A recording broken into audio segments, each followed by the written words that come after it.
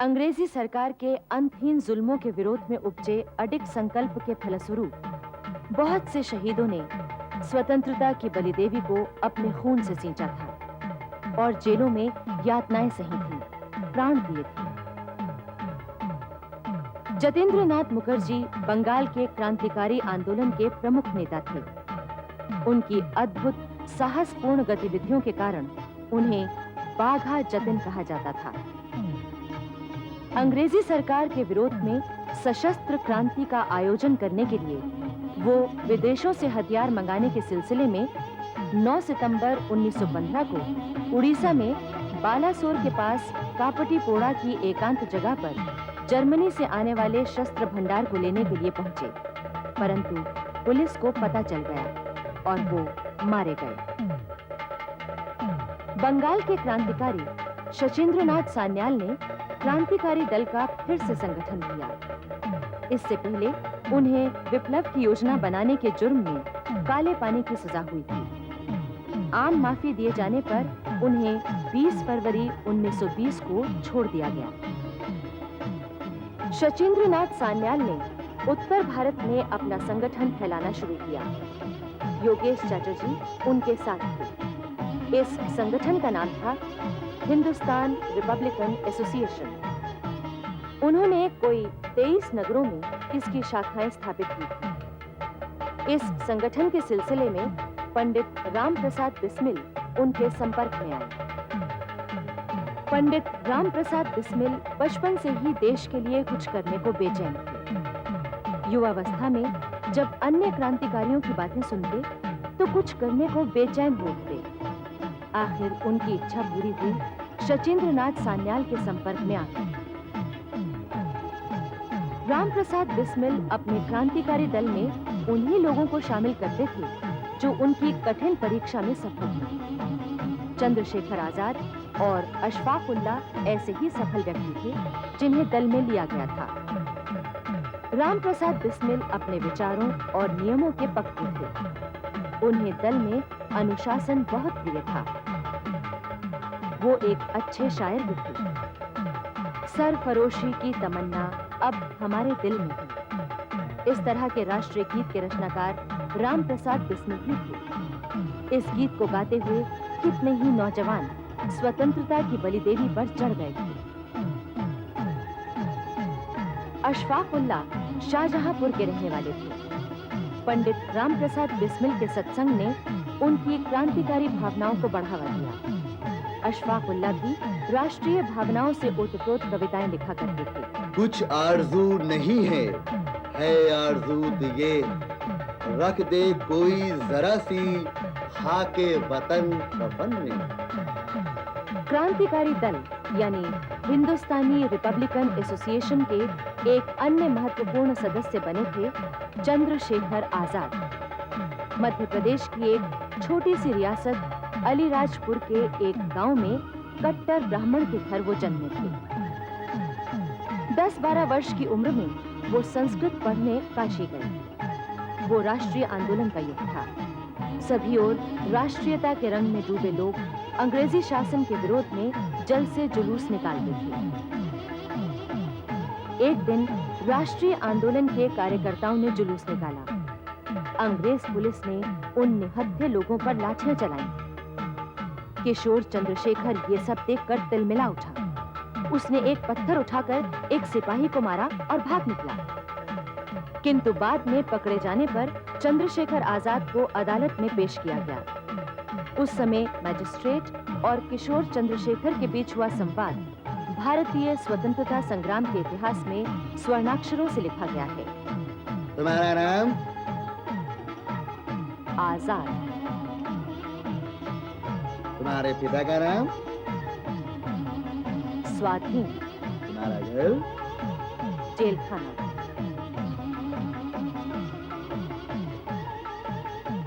बस तभी से किशोर चंद्रशेखर के साथ आजाद नाम जुड़ गया। उन्हें तब 15 बैंतों की सजा हुई थी। हर बैंक की मार पर उन्होंने कहा था, वंदे मातरम, भारत माता की जय। राजेंद्र नाथ लाहिड़ी वो थे तो बंगाल के, पर बचपन से ही बनारस आकर रहने लगे थे और बनारस के क्रांतिकारी दल के मुख्य संगठक थे। राष्ट्रीय आंदोलन में सक्रिय कार्य करने वाले लाहिड़ी पर बिस्मिल को बड़ा भरोसा था और शचींद्रनाथ बख्शी भी बंगाली थे, पर बनारस में रहते थे। वो शुरू से ही स्वतंत्रता के लिए क्रांतिकारी कार्यों में जुटे हुए थे, इसीलिए उन्हें हिंदुस्तान रिपब्लिकन एसोसिएशन का सदस्य बनाया गया था। उन्हें झांसी में संगठन चलाने के लिए भेजा गया था। काकोरी योजना के लिए बिस्मिल ने उन्हें खास तौर पर बुलाया था। 9 अगस्त 1925 को सहारनपुर लखनऊ पैसेंजर ट्रेन जब काकोरी के पास पहुंची तो ट्रेन रोककर क्रांतिकारियों ने सरकारी खजाना लूट लिया और लखनऊ चले गए। उनकी धरपकड़ में चंद्रशेखर आजाद को छोड़कर बाकी सभी लोग पकड़े गए। बाद में राजेंद्रनाथ दहली, रामप्रसाद बिस्मिल, रोशन सिंह और अशफाकुल्लाह को फांसी हुई। शचींद्रनाथ बख्शी, मुकुंदीलाल, केशव तथा मन्मथनाथ गुप्त को जेल की सजा हुई। भगत सिंह को भारतीय स्वतंत्रता क्रांति की धारा के लिए मोड़ सूचक मील का पत्थर कहा गया है। उन्होंने समय और समाज को देखते हुए क्रांतिकारियों को धार्मिक भावनाओं से ऊपर उठाकर समाजवाद की ओर मोड़ा था। लाला लाजपत राय की हत्या का बदला लेने के लिए 15 दिसंबर 1928 को क्रांतिकारी दल ने अंग्रेज अफसर सैंडर्स की हत्या कर दी। इसमें शामिल हुए भगत सिंह, चंद्रशेखर आजाद और शिवराम राजगुरु। अंग्रेज अफसर सैंडर्स की हत्या के बाद ये लोग लाहौर से वेश बदलकर भाग निकले। दुर्गा भाभी के साथ उनके बच्चे को गोद में लेकर भगत सिंह चले। राजगुरु उनके अर्दली बने थे और चंद्रशेखर आजाद एक पंडे के वेश में तीर्थ यात्रियों की टोली के साथ निकल गए। इसके बाद क्रांतिकारी दल ने दिल्ली में असेंबली में बम फेंकने की योजना बनाई। इसके लिए भगत सिंह को भेजने का फैसला किया, किंतु राजगुरु और सुखदेव दोनों ही चाहते थे कि उन्हें भेजा जाए। क्रांतिकारी सुखदेव लुधियाना के रहने वाले थे। कॉलेज में पढ़ते हुए उनका झुकाव क्रांति की ओर हो गया था। फिर वो भगत सिंह के संपर्क में आए। इनके हाथ में इनका नाम गुदा हुआ था। क्रांतिकारी होने का किसी को पता न लगे, इसलिए एक दिन सुखदेव ने मोमबत्ती जलाकर उस गुदे हुए भाग को बड़े साहस से जला दिया।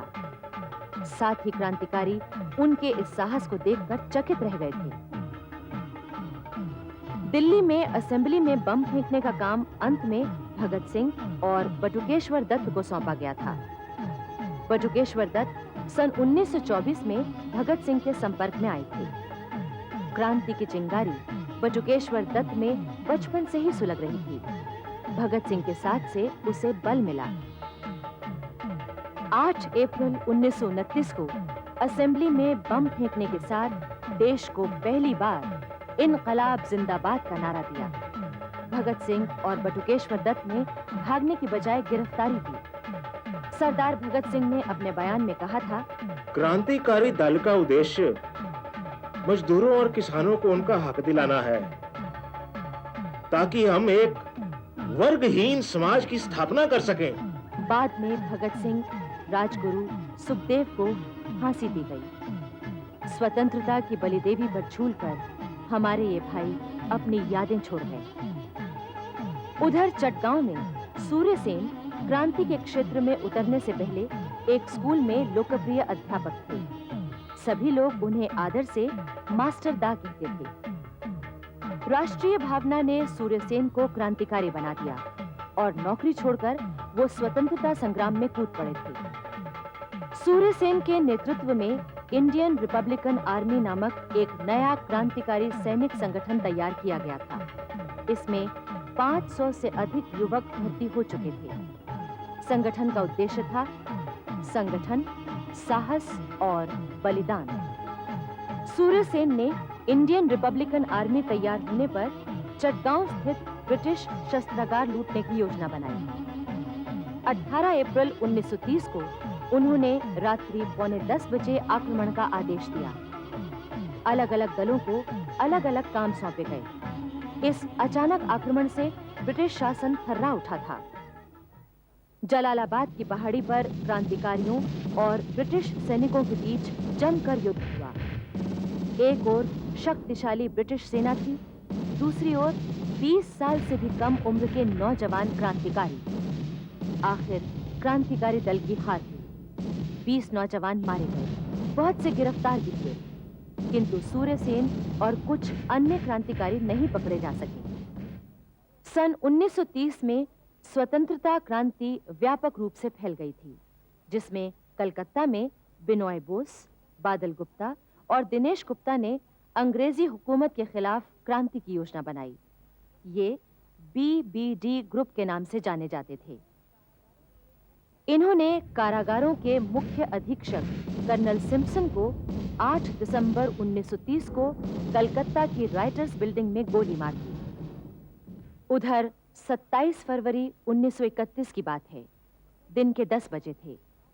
चंद्रशेखर आजाद इलाहाबाद में चौक कटरा की तरफ से जा रहे थे। उनके साथ सुखदेव राज भी था। चंद्रशेखर आजाद ने अचानक वीरभद्र तिवारी को देखा तो चौंक उठे।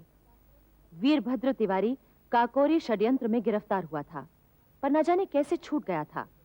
इस कारण दल के लोग उस पर शक करने लगे थे और उसे दल से निकाल दिया गया था। चंद्रशेखर आजाद और सुखदेव राज एल्फ्रेड पार्क में एक जगह बैठ गए। इतने में पुलिस अफसर बिसेसर सिंह और डालचंद खुफिया पुलिस के सुपरिंटेंडेंट नॉट बावर को लेकर पार्क में पहुंच गया। दोनों तरफ से गोलियां चलने लगीं। सुखदेव राज मौका पाकर भाग निकला।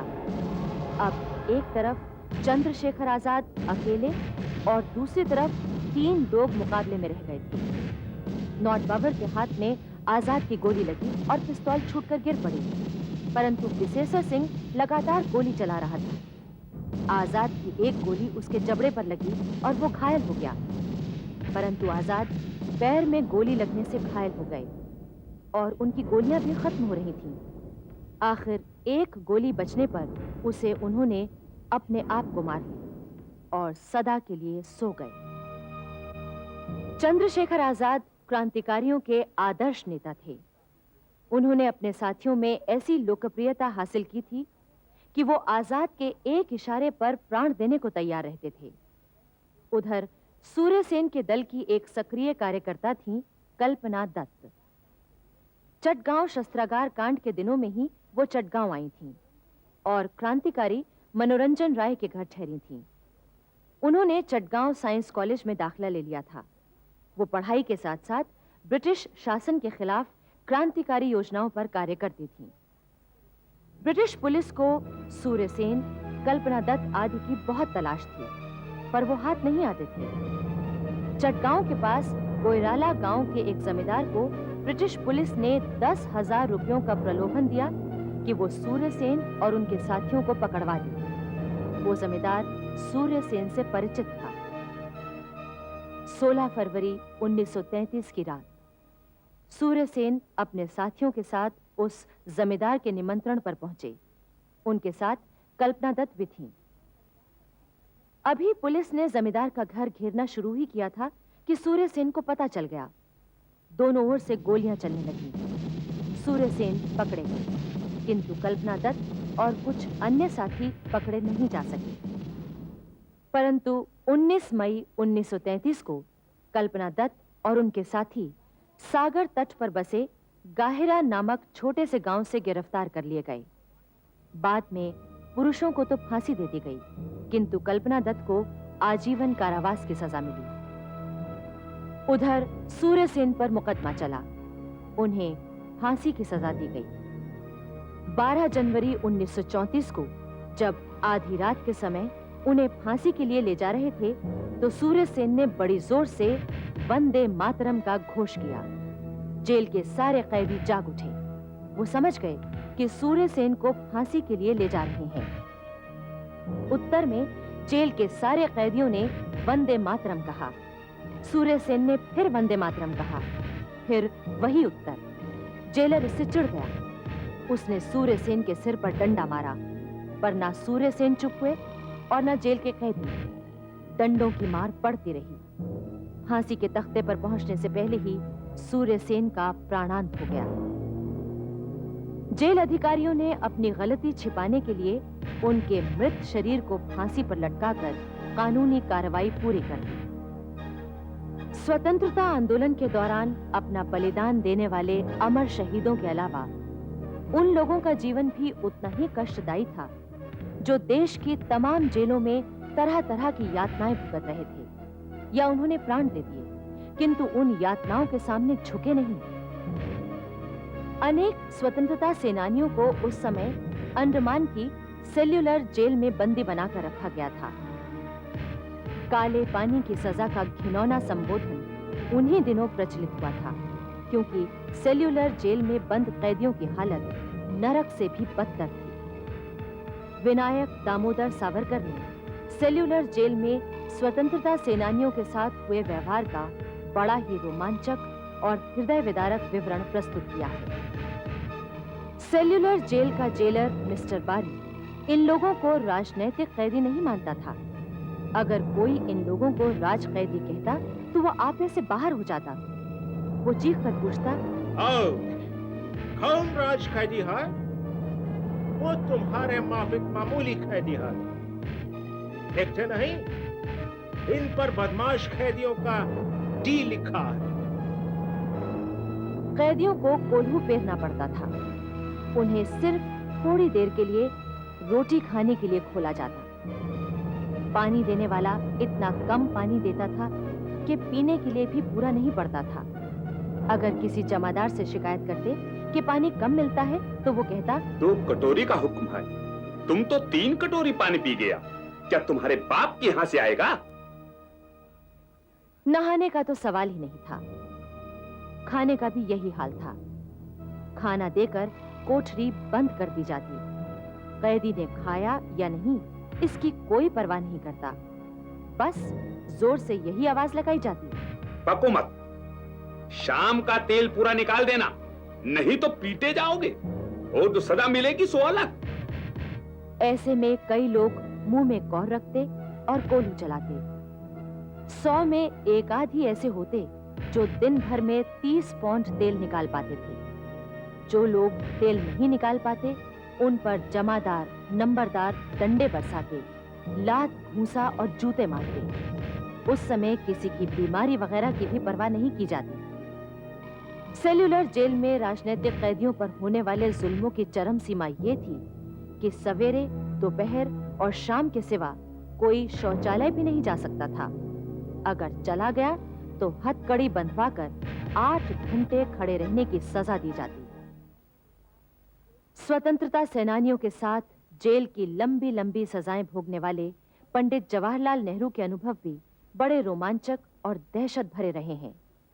उन्होंने लिखा है, देहरादून जेल की उस छोटी सी कोठरी में मुझे ऐसे लगने लगा जैसे मैं उसी का एक हिस्सा हूं। वहां कितने ही ततैये और बर्रों के छत्ते थे और कितनी ही छिपकलियों ने शहतीर के पीछे अपना घर बना लिया था। खटमलों और मच्छरों मक्खियों से मेरी लड़ाई बराबर रहती थी। जब कभी बिजली जोरों से कड़का करती तो बिच्छुओं के झुंड अधिक हो जाते।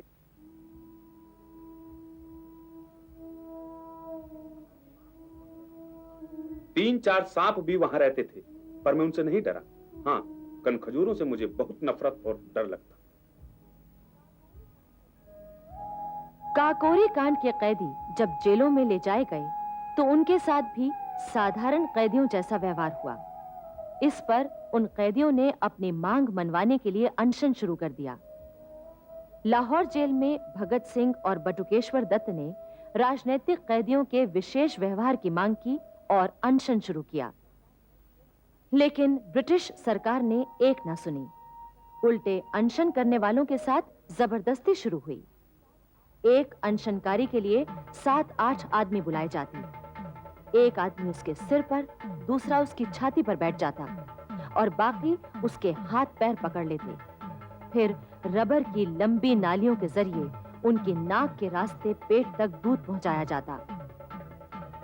इस अत्याचार के कारण 13 जुलाई 1927 को लाहौर जेल के कैदियों ने अनशन शुरू कर दिया।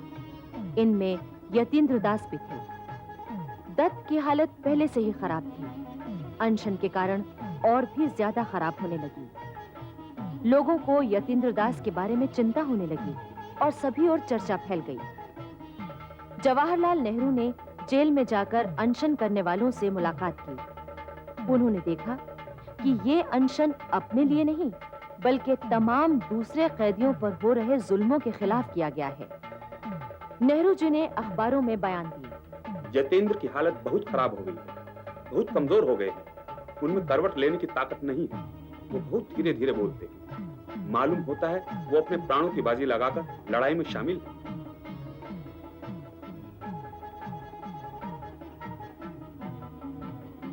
धीरे धीरे यतीन्द्र दास मृत्यु की ओर बढ़ने लगे। डॉक्टरों ने कह दिया कि उनके जीने की कोई आशा नहीं है। सारा शरीर सुन्न पड़ता जा रहा था। आखिर 13 सितंबर 1929 की दोपहर यतीन्द्र दास ने साम्राज्यवाद के विरुद्ध 63 दिन तक लड़ते हुए अपना बलिदान दे दिया। लेकिन ऐसे कई शहीद हुए हैं जिन्होंने अपने खून से स्वतंत्रता की बलिदेवी को सींचा था। फतेहगढ़ सेंट्रल जेल में मणिंद्रनाथ बनर्जी ने भी साम्राज्यवाद के अत्याचारों के विरुद्ध कई लोगों के साथ अनशन किया था। मणिंद्रनाथ की हालत बिगड़ती चली गई, परंतु ब्रिटिश शासन टस से मस नहीं हुआ। किंतु स्वतंत्रता सेनानियों की शहादत उसे कमजोर तो बना रही थी। आखिर 20 जून 1935 को मणिंद्रनाथ मुखर्जी 66 दिन की भूख हड़ताल के बाद अत्यंत करुण अवस्था में शहीद हो गए।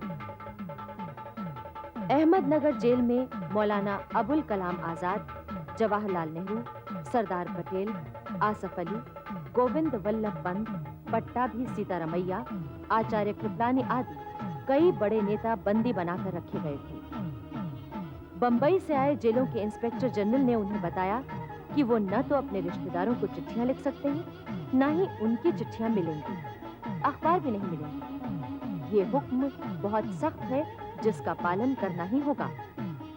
इस तरह ये सब बाहर की दुनिया से बिल्कुल कट चुके थे।